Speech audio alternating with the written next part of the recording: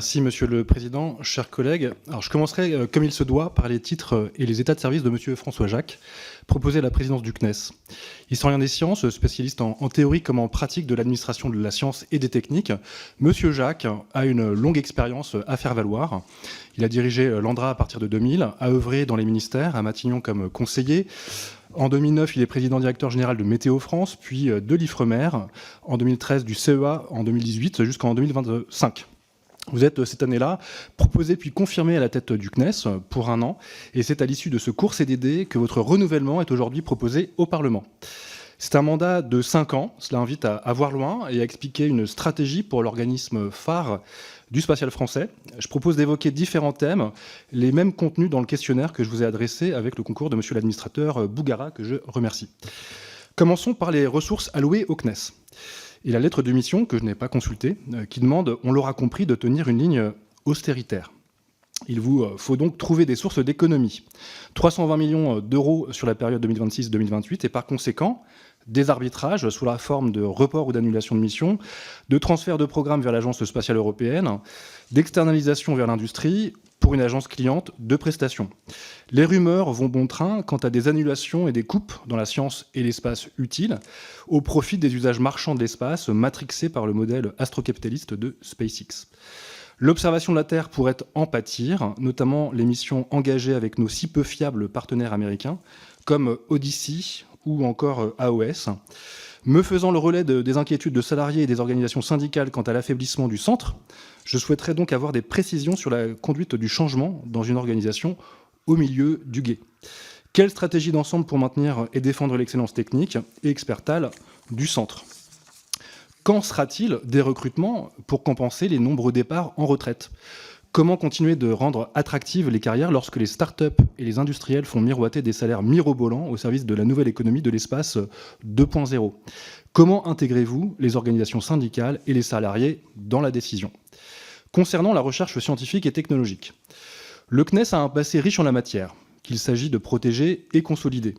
Il s'est engagé sur tous les fronts. Le séminaire de prospective scientifique de 2024 a pointé des axes et des priorités pour les 5 années à venir. Pourriez-vous nous dresser les projets qui vous paraissent les plus prioritaires pour éviter la dispersion pointée par un récent rapport du HCERS? Quelle est la place que vous comptez réserver à la recherche scientifique, toutes spécialités confondues?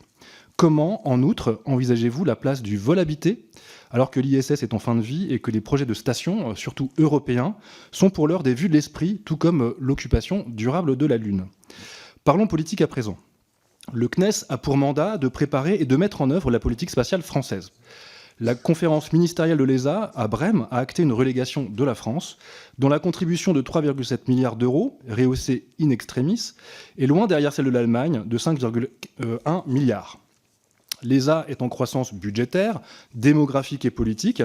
Nous lui transférons toujours plus et elle est en passe de devenir ce que j'appellerais un pachyderme bureaucratique.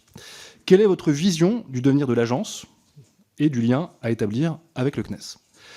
Toutes les conditions sont manifestement réunies par ailleurs pour que la Commission européenne affirme sa prépotence au titre de puissance spatiale autonome.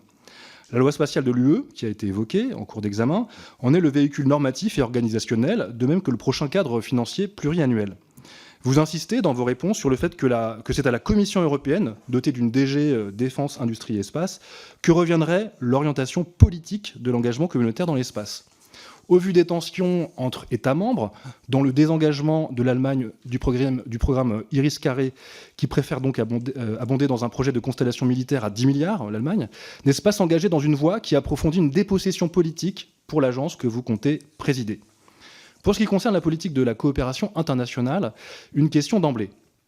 Pourquoi s'entêter à se mettre dans la roue d'un partenaire aussi capricieux que les États-Unis d'Amérique? Le suivisme technique, industriel et politique dans le programme Artemis en est l'apogée. En signant les accords Artemis en 2022, la France validait ainsi l'hégémonisme décomplexé des États-Unis, qui non seulement entendent écraser les autres nations spatiales enjointes à les suivre docilement, mais aussi, via les accords éponymes, à entériner une approche extractiviste de l'accaparement des ressources spatiales par appropriation privée et donc, quoi qu'il arrive, souveraine. C'est pourtant contraire au cadrage communaliste du traité sur l'espace de 67, et plus encore, celui sur la Lune de 79, qui institue l'espace extra-atmosphérique comme patrimoine mondial de l'humanité. Continuer à cotiser à Artemis, n'est-ce pas renier ce qui a fait la grandeur de la politique spatiale française depuis la fondation du CNES en 1961, à savoir l'indépendance, le non-alignement et la coopération au service de l'intérêt général humain? Je passe sur la mise en œuvre et les fins du programme Artemis, dont le deuxième vol à 4 milliards de dollars est une sympathique déambulation circumlunaire à la rationalité toute limitée. Pourquoi continuer de nous mettre à la remorque quand on sait que la NASA a toutes les peines du monde à en justifier l'utilité? Le groupe Insoumis a déposé une proposition de résolution pour que la France ratifie le traité sur la Lune. Quelle est votre position sur le sujet? N'y a-t-il pas lieu, et là j'étends, n'y a-t-il pas lieu de diversifier plus offensivement les coopérations hors USA? Vous rentrez d'une tournée au Japon et en Chine. Nous avons déjà engagé des collaborations qui fonctionnent avec ces grandes nations spatiales. J'aurais plein de missions en tête, mais je n'ai pas le temps de les évoquer. Nous coopérons également de longue date avec l'Inde. Sur le continent africain, les occasions sont de même nombreuses pour engager des coopérations égalitaires, harmonieuses et horizontales avec des nations spatiales émergentes, notamment sur les domaines scientifiques, par exemple en lien avec l'Agence spatiale africaine. En résumé, quelle est votre doctrine sur le plan de la diplomatie spatiale internationale et comment la porterez-vous lors du prochain sommet international de l'espace qui, selon toute vraisemblance, devrait avoir lieu en septembre prochain à Paris? L'industrie maintenant. On va tous crever. C'est dans ces termes crus que votre prédécesseur, Philippe Baptiste, désormais votre ministre de tutelle, a alerté en 2024 sur la situation de crise de l'industrie spatiale française et européenne. Une réponse a été apportée par Bercy, l'émulation par les start-up pour faire émerger une inscrutable space tech. Le volet spatial de France 2030 a pointé des marchés jugés émergents, nanosatellites, micro-lanceurs, micro-capsules, services aval pour accélérer l'économie de l'espace notamment. Cette réponse a-t-elle porté ses fruits selon vous? Ne serait-ce que sur le créneau du transport spatial, on pourrait s'interroger, est-il pertinent de soutenir autant de projets au risque du saupoudrage et de la duplication? Est-il pertinent de soutenir des projets qui, par ailleurs, entrent en concurrence sur les mêmes segments où les contrats sont rares? Ne serait-il pas plus pertinent, entre autres pistes d'action, et là je le propose, de nationaliser Ariane Group pour maîtriser totalement la filière des lanceurs fabriqués en France? Je n'aborderai pas le sujet Bromo, parce que je manque de temps et qu'il a déjà fait l'objet d'un récent débat ici même. Mais je le redirai, il est de responsabilité du CNES de protéger notre base industrielle et technologique, dossier sur lequel vous serez très, très attendu dans l'hypothèse que votre poste est confirmé. En revanche, j'aimerais avoir votre sentiment concernant la vente de CLS, naguère filiale innovante du CNES. Le processus est enclenché, logique et attendu, car l'actionnaire belge CNP, présent depuis 6 ans, veut se désengager. Cependant, le risque existe que tout ou partie soit vendu hors Europe et que ce deuxième LBO puisse affaiblir l'entreprise. Comme l'opération approcherait le milliard d'euros selon certaines sources, le CNES, qui en est le deuxième et dernier actionnaire à 34%, devrait avoir son mot à dire avant l'échéance de clôture de l'opération prévue cet été. Vous avez rappelé que le CNES, dans le questionnaire, devait sécuriser les actifs et les propriétés intellectuelles stratégiques pour la nation. Quel sera son positionnement sur ce dossier très chaud ? J'aurais un ultime champ de questions concernant la soutenabilité des activités spatiales. La capacité de projeter nos usages de l'espace à horizon 2040, comme le prévoit la stratégie nationale, est menacée par la transformation de l'espace, notamment Léo, en milieu de conflictualité exposé également à la congestion du trafic orbital. L'élaboration d'une doctrine de la soutenabilité, du déployer mieux et dans l'anticipation des conséquences désastreuses de l'hypercroissance capacitaire, pourrait devenir une figure obligée. Il faut saluer la publication, en juin 2025, d'une feuille de route de décarbonation de la filière spatiale française qui va dans ce sens. Plusieurs trajectoires sont envisagées. Le scénario d'une baisse de 38% de l'empreinte carbone en 2040 est-il privilégié par l'agence? Le cas échéant, comment le CNES compte-t-il accompagner la filière? Alors qu'une guerre de fréquences fait rage, autre point, comment voyez-vous la régulation en la matière? La France se doit d'être exemplaire.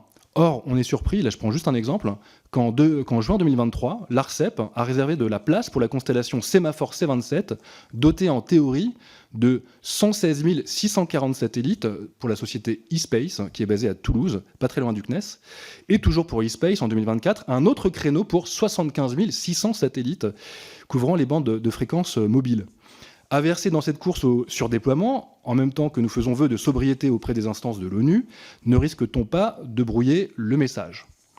Quid encore de la course au gigantisme à laquelle vous semblez prêter le flanc au préjudice d'une approche sobre et frugale des activités spatiales? Vous évoquez dans vos réponses au questionnaire l'enjeu de développer un lanceur super lourd, de la classe d'un Starship en Europe. Starship, le lanceur lourd, hyper lourd de SpaceX. Cela présente-t-il un sens? Pour quel besoin? Le lanceur lourd de la classe d'Ariane 6 ou celui qui viendra après n'est-il pas suffisant pour les usages qui sont les nôtres? J'en ai terminé. J'aurais pu continuer, mais il fallait que je me limite. J'ai bien conscience que je vous impose un exercice impossible, mais au moins vous est-il possible de rebondir sur des questions d'intérêt pour la politique spatiale et l'administration de cet avant-poste de l'exploration spatiale que doit être le CNES aujourd'hui et évidemment encore demain. Merci. Merci beaucoup, monsieur le rapporteur. Et donc, je passe la parole à monsieur François Jacq pour une quinzaine de minutes de propos introductifs et les premières réponses qu'il voudra bien nous apporter aux différentes questions qui ont été posées à la fois par le rapporteur et moi-même. Monsieur François Jacq, vous avez la parole et vous seul. Merci, Monsieur le Président. Merci, Monsieur le rapporteur. Alors, comme Monsieur le rapporteur a dit que la tâche était impossible, il m'a déjà un peu il m'a déjà un peu dédouané. Je vais néanmoins essayer de prendre les points. Je prends peut-être 2 ou 3 minutes initiales pour repositionner où j'en suis finalement après 10 mois passés au CNES, et puis après je me permettrai de prendre les points de Monsieur le rapporteur. Pour dire peut-être simplement, au vu de ces 10 mois passés dans l'organisation, et c'est effectivement complètement différent d'avoir vécu l'intérieur de l'organisation que d'avoir présenté les choses un peu de manière théorique comme la fois passée. Mais c'est pas pour dire que finalement j'avais une particulière capacité d'anticipation parce que c'était les bons auteurs qui m'avaient éclairé, mais j'ai l'impression que les points que j'avais eu la possibilité de mettre en avant devant votre commission voici 10 mois, ils sont hélas, pour certains d'entre eux, toujours là. C'est-à-dire qu'on a un domaine du spatial qui est de plus en plus convoité, qui est de plus en plus source de menaces, de plus en plus dual. Ça, je pense que là-dessus, malheureusement, il n'y a pas d'évolution.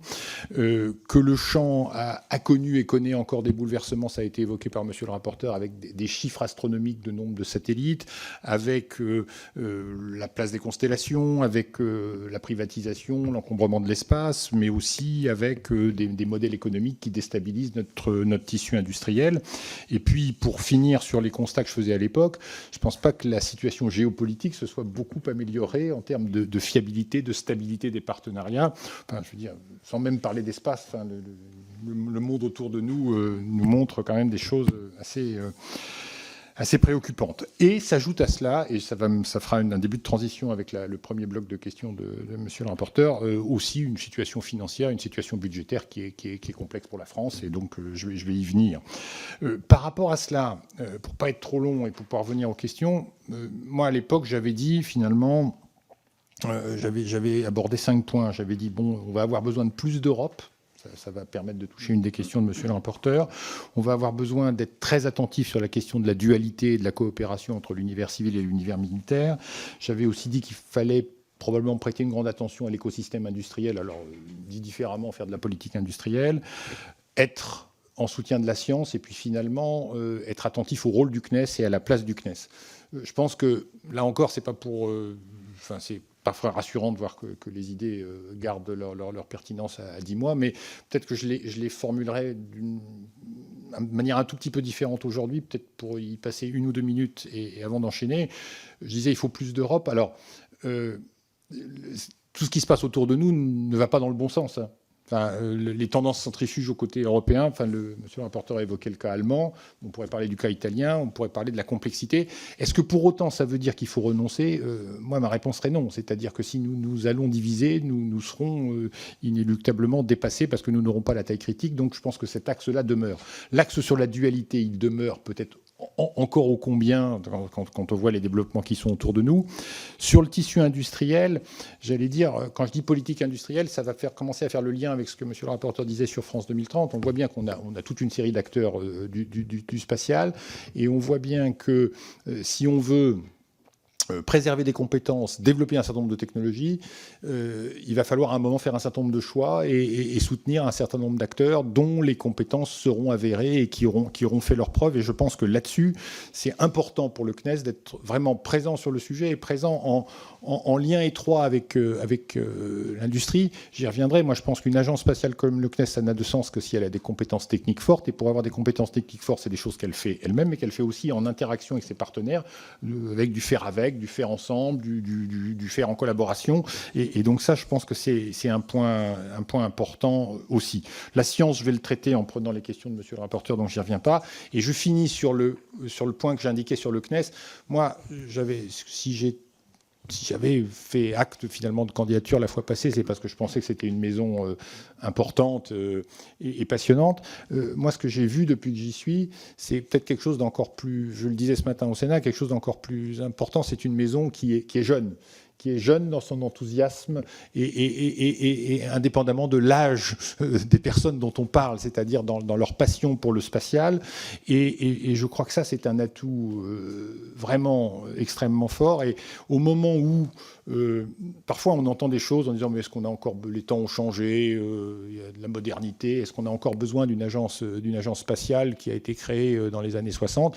Moi, ma conviction, c'est qu'on en a encore plus besoin pour être capable de porter les politiques publiques, pour être capable de défendre l'intérêt de la collectivité, l'intérêt général, pour être capable de soutenir notre industrie. Et je pense que ça, évidemment, nos communautés scientifiques, et je pense que ça, c'est autour de ça que passé ces 10 premiers mois où il y a eu la conférence budgétaire, ministérielle de l'ESA qu'évoquait monsieur le rapporteur, il y a eu je me suis retrouvé en 10 mois à gérer pas mal d'urgences du moment, mais je pense que la construction d'un projet collectif autour de ça, autour de cette identité de l'agence spatiale, de son caractère absolument central, non pas pour être le chef, mais pour animer le secteur et pour aider à porter une politique publique, me semble extrêmement important. Et donc, voilà, je m'arrête là sur ce que je pouvais dire un peu de retour d'expérience et je viens aux 4 piliers des questions de monsieur le rapporteur. Alors, sur les ressources allouées au CNES, oui, absolument. La loi de finances le budget 2026 et la manière dont nous avons abordé la conférence ministérielle de l'ESA font qu'il y a globalement une économie à trouver au niveau du CNES de 300 millions sur les 3 années 2026-2028. C'est ainsi. Ce matin, dans un autre cadre, on me demandait si j'avais assez d'argent. Et ma réponse était connaissez-vous quelqu'un qui a des gens passionnés, qui font des projets intéressants et pertinents, qui ne vous dirait pas qu'il a besoin de plus d'argent? Donc oui, j'ai besoin de plus d'argent. Maintenant, je sais aussi que les contraintes financières et budgétaires sont ce qu'elles sont, et la question est de trouver l'équilibre entre les deux. À partir de là, je pense que nous avons lancé depuis le début de l'année un exercice de revue des activités pour passer en revue toutes les activités, voir quelles économies on pouvait dégager. Alors non pas que ce soit des économies satisfaisantes, mais que ce soit des choses qui nous permettent de rentrer dans cette copie budgétaire. Ce travail est en cours, il rendra ses conclusions d'ici la fin de ce mois. Il est certain qu'on va essayer de préserver tout ce qui est soutien aux communautés scientifiques, préparation de l'avenir et une capacité de rebondir en toutes circonstances. Je crois que c'est aussi ça qui est important, c'est-à-dire qu'on peut avoir des problèmes conjoncturels, mais il faut que le cœur de la compétence soit préservé, et c'est bien autour de... Alors ça passe par des doctorants, ça passe par des post-doctorants, ça passe par du soutien aux laboratoires. Que dans tout cela, il puisse y avoir éventuellement des missions scientifiques ou des activités que nous soyons obligés soit de mettre en pause, soit de diluer dans le temps, soit d'arrêter, peut-être. Mais pour l'instant, j'ai pas les conclusions là-dessus. Je dis juste un point, parce que monsieur le rapporteur mentionnait à juste titre l'observation de la Terre, qui est un domaine important. Alors, sur l'observation de la Terre, c'est un domaine important. Pourquoi ? Parce que c'est un domaine qui souvent a des missions quand on compare observation de la Terre et sciences de l'univers, c'est pas les mêmes tailles de mission, c'est pas sur les mêmes durées. Donc on peut avoir parfois des ensembles à 100, 150, 200 millions d'euros. Et évidemment, ça représente des masses considérables à mobiliser. Je dis juste une chose, c'est qu'il faudra qu'on aborde cette question d'observation de la Terre de façon globale, c'est-à-dire et ce qui se fait dans le programme national et ce qui se fait dans le programme ESA. On a préserver au niveau de l'ESA et au niveau de la conférence ministérielle quand même une souscription importante sur le volet observation de la Terre, que ce soit par une contribution à 2 satellites Sentinelle qui s'inscrivent dans le programme Copernicus, mais aussi par rapport à un programme qui s'appelle Future EO, donc Future Earth Observation, sur lequel on a souscrit au niveau qu'on souhaitait. Et donc, finalement, tout ça est une ressource qui doit permettre de se mettre au service de la politique scientifique. Sur la question que posait monsieur le rapporteur sur l'association des salariés et des organisations syndicales, je crois que jusqu'ici, on a été dans la transparence complète sur ce qu'on faisait. C'est-à-dire qu'on a informé des problèmes qu'on avait et au fil du temps, on a informé les salariés, on a aussi organisé des discussions en répondant aux questions des organisations syndicales représentatives dans les instances représentatives du personnel. On continuera à faire de cette manière-là. Maintenant, l'honnêteté m'oblige à dire qu'il y a un moment, il y a quelqu'un qui prend la décision et qui portera de toute façon la responsabilité, qu'elle soit bonne ou mauvaise, cette décision, mais enfin, on essaiera de la rendre la meilleure possible. Pour continuer là-dessus, le rapport qu'évoquait monsieur le rapporteur du Haut Conseil pour l'évaluation de la recherche et de l'enseignement supérieur du HCERES, qui est le rapport sur la période passée du CNES, est un rapport qui nous dit que finalement, on est un peu trop dispersé, qu'on a beaucoup de lignes d'action, que finalement... Et ça, je m'empresse de dire que ce n'est pas seulement... ça ne serait pas la faute du CNES, c'est aussi toutes les sollicitations qu'il reçoit parce qu'il est au cœur de l'activité spatiale. Et donc là-dessus, un des enjeux qu'on a, c'est probablement d'essayer de trouver des lignes à taille critique et de permettre aux compétences des gens de mieux s'exprimer, de sorte qu'ils n'aient pas l'impression d'être tirés à hu et à dia par 10, 15 projets parallèles. C'est vraiment ça qu'il faut qu'on arrive à regarder. Je dis un mot du vol habité, sinon monsieur le rapporteur ne serait pas satisfait. Pour dire que je pense que le vol habité, c'est souvent une question de théologie. Il y a les gens qui sont pour, il y a les gens qui sont contre. Je ne me range ni dans l'une ni dans l'autre des catégories. Il est certain que pour explorer l'univers, il y a toute une série de choses qui peuvent se faire complètement par des moyens de robotique, par des moyens non armés par des humains, et que ceci permet de faire les acquisitions de données scientifiques. On peut penser à des missions sur Mars, des missions sur Vénus, etc. Le vol habité en tant que tel, il a une dimension qui n'est pas purement scientifique, c'est le moins qu'on puisse dire. Il a aussi une dimension politique, il a une dimension de rayonnement, il a une dimension de rêve, et j'allais dire autour de ça, ça dépasse aussi un peu ma condition de porter un jugement là-dessus. Moi, je pense qu'il faut être raisonnable par rapport à ça, c'est-à-dire qu'il ne faut pas s'engager dans des entreprises trop dispendieuses non plus, et il faut aussi avoir une proportionnalité à ce qu'on est capable de faire dans le vol habité, qui permet d'obtenir un certain nombre d'éléments, de tester un certain nombre de technologies, etc., mais qui ne doit pas, j'allais dire, phagocyter le reste de l'activité. Voilà. Le politique spatiale française et l'ensemble des partenariats. Je surveille mon temps parce que j'ai déjà mangé. Je pense qu'il me reste 4 minutes. Bon, donc clairement, au niveau européen, on a deux acteurs. On a l'Agence spatiale européenne, on a l'Union européenne. Je pense que ça, c'est ce que j'ai essayé d'expliquer dans le questionnaire. Il faut qu'il y ait une direction qui soit une direction politique, et l'Union européenne, elle peut donner une direction politique parce qu'il y a les États, il y a le Parlement, et qui travaille avec la Commission. Et de ce point de vue-là, l'agence spatiale européenne, elle doit être conçue, de mon point de vue, comme un outil qui doit aider, accompagner pour la mise en œuvre de la politique. Et il me semble que dans la période qui vient, avec les nouvelles perspectives financières qu'évoquait aussi Monsieur le Président, c'est-à-dire le budget 28-34, il y a un ensemble qui est réservé au spatial et à la défense, à peu près 125 milliards d'euros, dans lequel il faudra qu'on soit vigilant pour que la part spatiale, elle soit présente, qu'elle permette de sécuriser les programmes passés, Galileo, Copernicus, Iris-Carré, qui me semble, quelles que soient les tendances centrifuges qui peuvent exister en Allemagne ou en Italie, quelque chose qui est important à préserver en termes de connectivité européenne. Et je pense que c'est pour ça que je dis que le dossier européen est un dossier important. Maintenant, sur Artemis. Qu'est-ce qui s'est passé il y a 15 jours ? Il y a 15 jours, il y a eu un séminaire. Alors, Artemis, donc programme d'exploration lunaire et programme avec les États-Unis.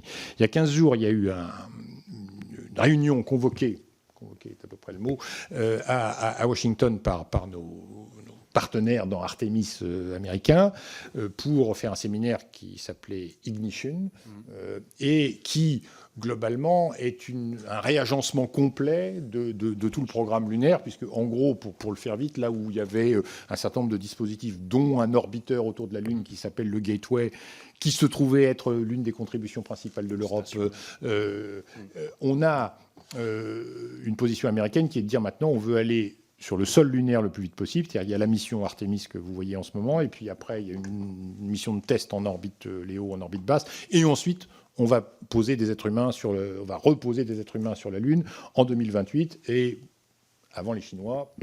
Ça semble aussi être un des paramètres de la chose. Ça pose quand même un certain nombre ça nous pose, me semble-t-il, en tant qu'Européens, pas seulement en tant que Français, en tant qu'Européens, un certain nombre de questions. Nous avons investi dans le programme Artemis, nous avons investi dans le Gateway. Comment ces investissements-là sont-ils valorisés et quelle ligne de conduite l'Europe tient-elle? Je dis volontairement l'Europe parce que je pense que là-dessus, c'est un des rares domaines où c'est vraiment mutualisé au niveau européen via l'agence spatiale. Donc je pense qu'il y a une position à trouver ensemble. Et monsieur le rapporteur évoquait le sommet spatial qui pourrait avoir lieu au sortir de l'été en septembre. Il me semble que ça sera inévitablement un des sujets. Et en tout cas, l'agence spatiale européenne est en train de travailler, elle, pour essayer de ramener les divers États européens pour bâtir leur position de réaction vis-à-vis de ce qui s'est passé aux États-Unis. Pour aller...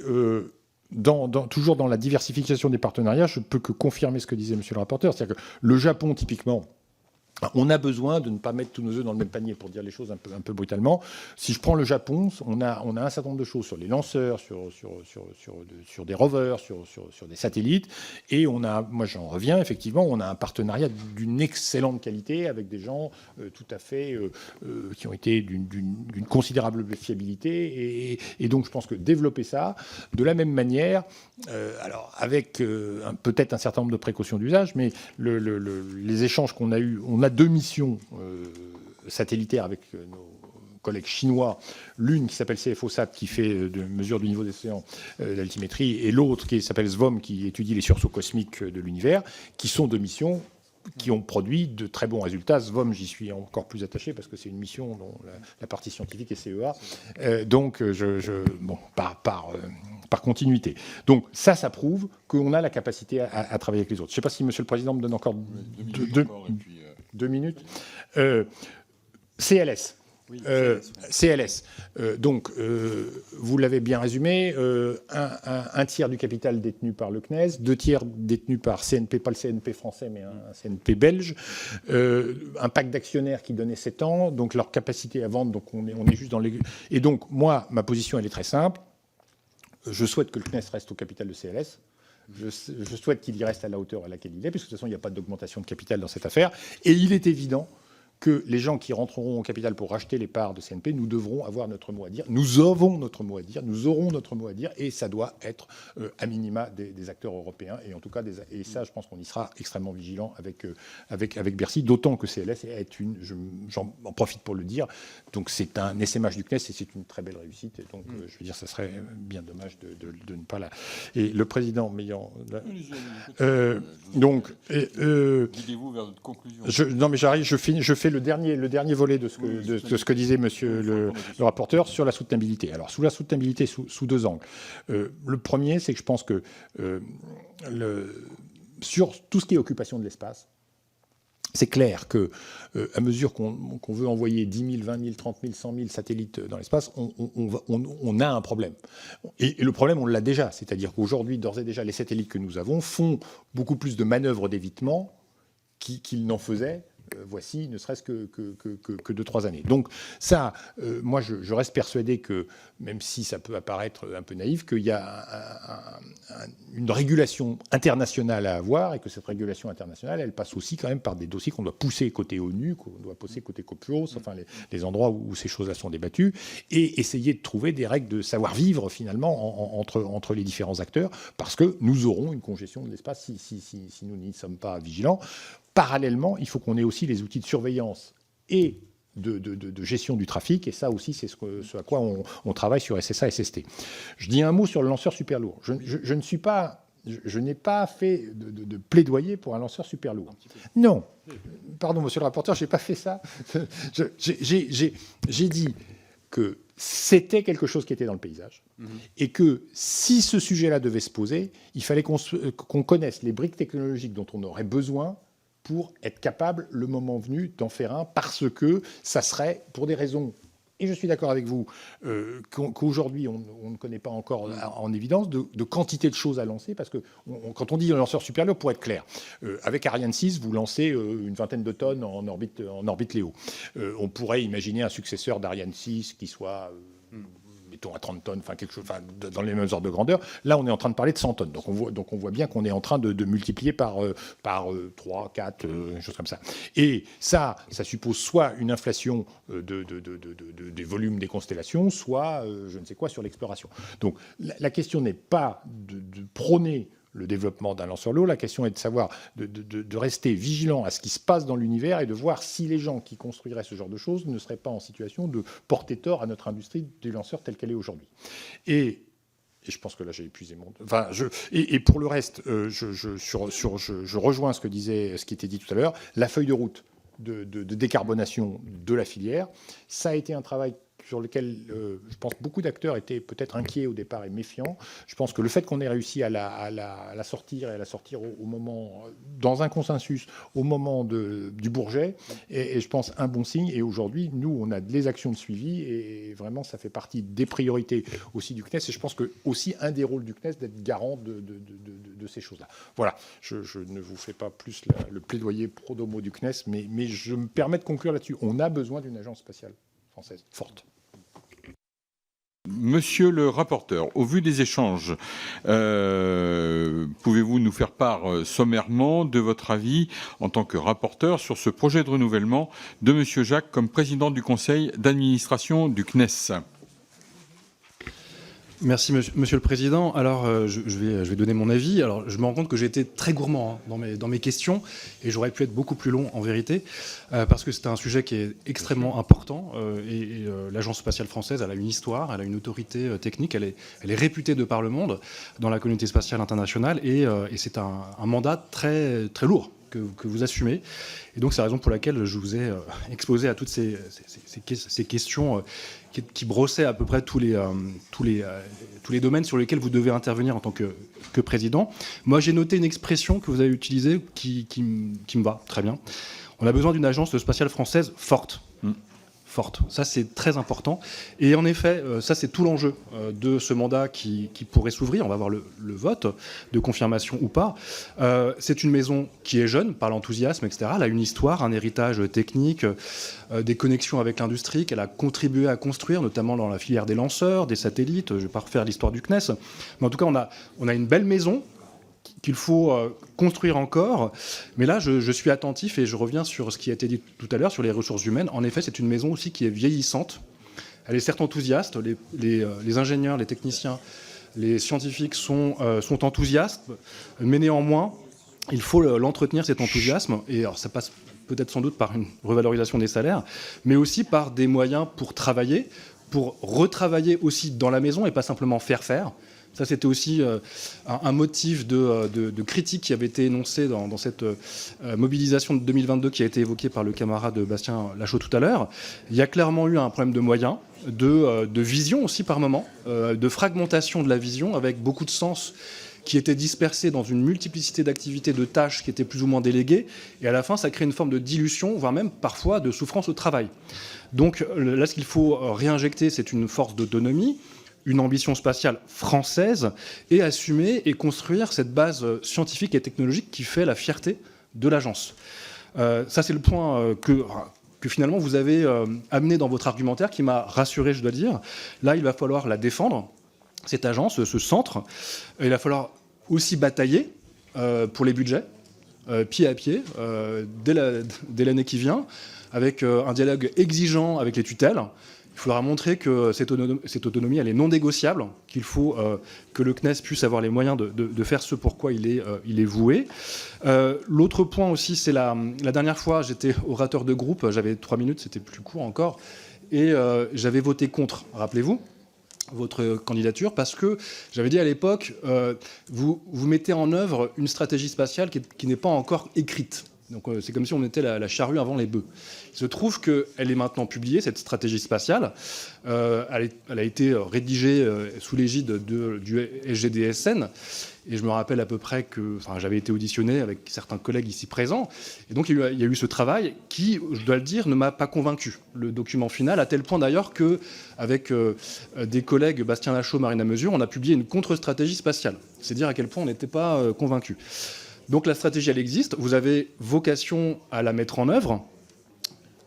On verra jusqu'à quel point. Moi, ce que j'ai entendu dans vos réponses, y compris dans le questionnaire, mais aussi dans vos interventions orales. Et je conviens que l'exercice n'est pas évident du tout, parce que nous, on a beaucoup de temps et vous, très peu, sur des questions qui sont parfois très techniques. Moi, ce que j'entends, c'est des convergences sur certains points que je relève rapidement, sur l'exigence de diversifier les partenariats au niveau international, de se sortir de cette dépendance avec les États-Unis d'Amérique, qui par moments sont carrément toxiques, ces dépendances. On le voit avec le programme Artemis. Vous avez cité la station spatiale, c'est quand même c'est vraiment un four. C'est une catastrophe ce qui s'est passé. C'est 1 milliard qui a été injecté par l'ESA, et aujourd'hui c'est le vide spatial. Donc il y a des moments, ça nous coûte très cher. Il y a des missions spatiales aussi en observation de la Terre qui sont remises en question, qui vont être annulées parce que précisément, à un moment donné, on s'est mis un peu trop en dépendance avec cet acteur. Là, vous pointez d'autres coopérations possibles. Elles sont, à mon avis, tout à fait raisonnables. Vous avez cité le Japon, la Chine. On pourrait en citer bien d'autres, l'Inde, y compris sur le continent sud-américain. Là, vous avez une convergence avec ce que nous portons. Sur le rapport à l'industrie, je note aussi l'idée d'avoir là aussi un dialogue exigeant, d'arrêter de se mettre aussi à la remorque par moment des entreprises privées qui tapent au guichet du CNES et constamment font de la surenchère. Je note aussi une position, et là où on sera d'accord, offensive sur la scène européenne politique. Là aussi, on a 2 gros acteurs, vous l'avez évoqué, ESA, mais aussi Commission européenne, qui montent en puissance tellement que, clairement, ça fait décliner par contraste les agences spatiales nationales, notamment le CNES. Donc là, j'ai cru entendre une forme de position offensive. Il faudra l'être, parce que clairement, il y a des rapports de force, d'autorité entre ces agences, et ce serait vraiment dommage de se faire absorber les budgets, etc. Et il faudra défendre au contraire une position sûre et solide, robuste, de notre belle agence spatiale française. S'agissant maintenant de mon vote, qui sera celui... De votre avis. De votre avis. Alors, je ne donne pas mon vote. Ah, mais vous donnez votre avis sur l'élimination. L'avis, vous l'avez compris, c'est un avis, on va dire bienveillant, dans l'abstention, parce que, in fine... parce que... Ouais, c'est la première fois que je le fais, donc... C'est un avis favorable ou défavorable? Ouais, c'est favorable, mais enfin, vous avez compris mon vote. Voilà. Très bien. Parce que, vous avez compris, vous appliquez une feuille de route avec laquelle, politiquement, on n'est pas complètement raccord. Voilà.